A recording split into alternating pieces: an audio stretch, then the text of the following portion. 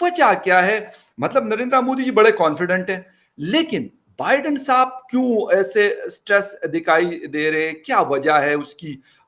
मतलब वो double minded है कि पता नहीं क्या करना है, क्या नहीं करना, या क्या वजह हो सकती है इसकी? लेकिन मोदी जी बड़े क्लियर हैं, जी बिल्कुल सेट हैं, कोई मसला नहीं है। कीमतें आसमान को जाके लगी हैं, डॉलर की कीमत कहां से कहां चली गई, आईएमएफ ने मुंह पे चपेड़ मार के वापस भेज दिया। सबसे रिचेस्ट डायस्पोरा इंडियन वहां पे, सबसे highest diaspora per capita income वाला इंडियन, उनकी कंपनियों को जो आजकल चलाता है, लिटरली जो कंपनियां चलाता है, अगर Jews control the American economy, Indians control the American corporates. Shahbaz Sharif साहब ने कहा है कि जी इंतखाबात के हवाले से जत्थे के सरबराह इमरान खान साहब की डिक्टेशन नहीं चलेगी। इंतखाबात कब कराने हैं इसका फैसला ऐवान करेगा। वो एज ए कस्टमर जाते हैं, उनके पास देने के लिए भी बहुत कुछ है, लेने के लिए भी बहुत कुछ है। हमारे पास ना देने के लिए कुछ है, ना लेने के लिए पैसे हैं। क्वाड का या ऑस्ट्रेलिया या उनके रिलेशनशिप या जयशंकर से अपने आप को कंपेयर करना मेरे ख्याल में बहुत ज्यादती होगी।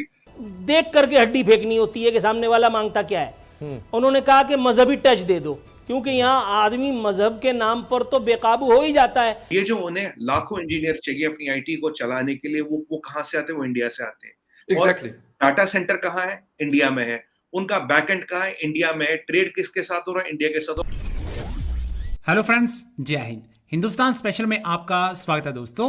जैसा कि दोस्तों आपने क्लिप में देखा, पाकिस्तान मीडिया यह चर्चा कर रहा है कि इस बार क्वाड की बैठक में प्राइम मिनिस्टर मोदी का आत्मविश्वास देखने ही वाला था। यूं कहा जाए कि प्राइम मिनिस्टर मोदी का कॉन्फिडेंस जो बाइडेन से भी ज्यादा था। प्राइम मिनिस्टर मोदी ने अपने आप को एक उच्च कोटि के वर्ल्ड लीडर के तौर पर पेश किया, इसीलिए आज हर तरफ प्राइम मिनिस्टर मोदी के आत्मविश्वास की बात हो रही है। पाकिस्तानी प्राइम मिनिस्टर कहीं भी जाता है तो सिर्फ भीख मांगने जाता है, जबकि इंडियन प्राइम मिनिस्टर की प्रेफरेंसेस और होती हैं।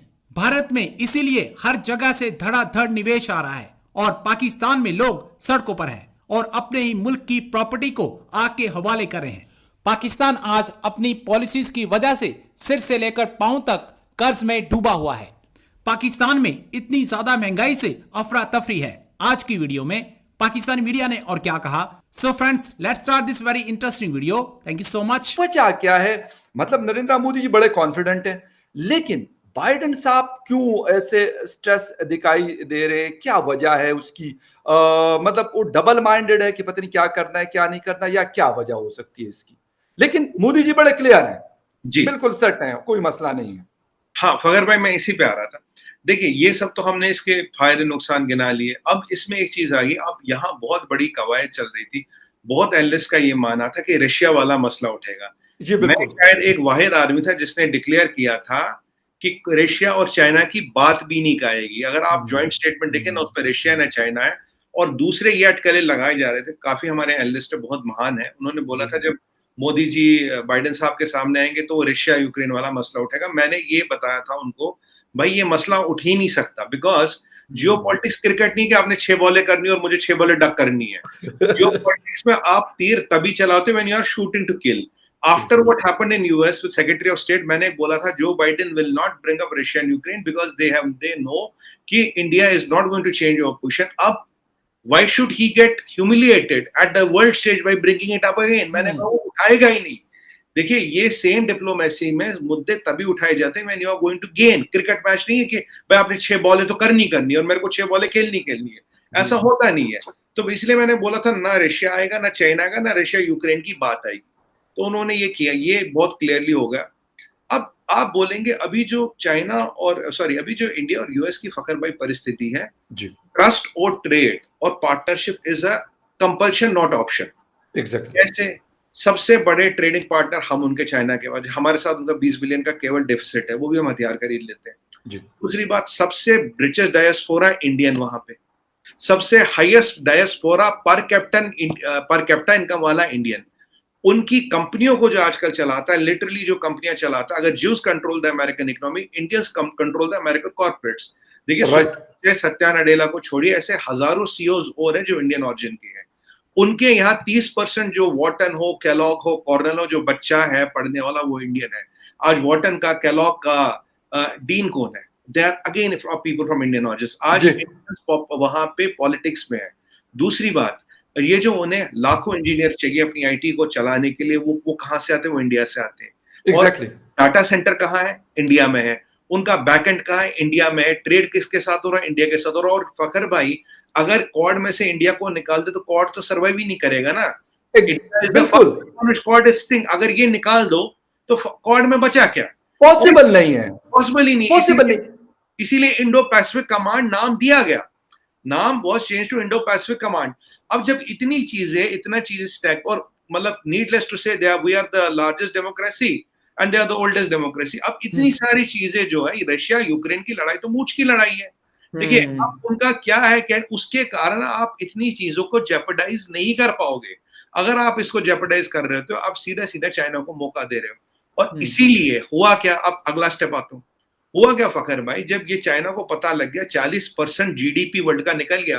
और एक और एंगल बता रहा हूं फखर भाई, आप देखिए ये जो 13 कंट्री है, इनकी आबादी कितनी है? बहुत बड़ा सवाल है जी, बिल्कुल डाइवर्स है। इन कंट्रियों के पास दुनिया का 2/3 फॉरेन एक्सचेंज रिजर्व कहाँ है? 2-3 फॉरेन एक्सचेंज रिजर्व इन कंट्रियों के पास है। इन कंट्रियों की मिलिट्री माइट को कवर कर लीजिए, इन कंट्रियों की टेक्नोलॉजी माइट देख लीजिए, इन कंट्रियों का पीपीपी से जीडीपी देख लीजिए, GDP in terms of PPP. तो ये जो अलायंस बन के आया है, ये जो निकल के आया है, ये एक बहुत बड़ी चीज हो गई। चाइना के हवा तक नहीं लगी। और फखर भाई आधे घंटे में अनाउंस हो गया, साइन हो गया, काम खत्म। चाइना वाटर रिएक्टर उन्होंने जहाज उड़ा दिए। एग्जैक्टली उस पे आ रहा हूं। लेकिन एक तो स्टेट ऑफ मलाका बड़ी एक इंपॉर्टेंट किस्म की, जैसे कहते हैं गेटवे है इन कंट्रीज के लिए। जापान भी उसके ऊपर डिपेंडेंट है, ऑस्ट्रेलिया न्यूजीलैंड भी डिपेंडेंट है, इंडोनेशिया तक उसकी वो सारी चीजें जा रही होती है, और यकीनन वो हिंदुस्तान के ऊपर से वो गुजर रही है। दूसरा जो मैंने आपसे बात की थी कि क्वाड की मीटिंग हम देख रहे हैं कि बड़ी अहम मीटिंग ये हुई, लेकिन नए अलायंसेस बनकर वहां पर इस तरह की कॉन्फ्रेंसेस हो रही हैं, जबकि पाकिस्तान इस वक्त किसी भी इस तरह के अलायंस में शामिल नहीं है। तो इस पे पाकिस्तान पे इस तरह का क्या इम्पैक्ट पड़ सकता है? देखिए पाकिस्तान इस वक्त पहले सबसे, आज तो हालात बदतरीन हो चुके हैं। आप इस वक्त किसी अलायंस में या डिप्लोमेसी फॉरेन रिलेशंस के बारे में तो आप सोच भी नहीं सकते, ख्वाब भी नहीं देख सकते। लेकिन इससे पहले भी आप क्या थे? इससे पहले भी आपकी क्या परफॉर्मेंस थी? आप पहले भी आइसोलेशंस में जा चुके थे। हर कंट्री से या तो आप कर्जा लेने जाते हैं या आप उसके खिलाफ एक कैंपेन शुरू कर देते हैं। चाइना भी नाराज था, अमेरिका भी नाराज था, अफगानिस्तान आपको थ्रेट कर रहा है जिसके लिए आपने इतना कुछ किया है। आपकी पहले भी फॉरेन पॉलिसी तो थी नहीं, तो अब भी क्या होगी? मैंने इसी के हवाले से जो आपसे बात की थी कि हमारा इंडिया से कंपैरिजन नहीं है। इंडिया जो कर रहा है, भारत जो कर रहा है, वो कर्जे मांगने नहीं जाते, वो डेफर्ड पेमेंट पे पेट्रोल लेने नहीं जाते। वो जहां जाते हैं वो एज ए कस्टमर जाते हैं। उनके पास देने के लिए भी बहुत कुछ है, लेने के लिए भी बहुत कुछ है। हमारे पास ना देने के लिए कुछ है, ना लेने के लिए पैसे हैं। हमारा उनके साथ कंपैरिजन करना, क्वाड का या ऑस्ट्रेलिया या उनके रिलेशनशिप या जयशंकर से अपने आप को कंपेयर करना, मेरे ख्याल में बहुत ज्यादती होगी। मेरा इस वक्त ये इशू होगा कि हमारी फॉरेन सर्विस में, मैं एक बात जरूर कहूंगा, I was quite impressed by Bilawal Bhutto.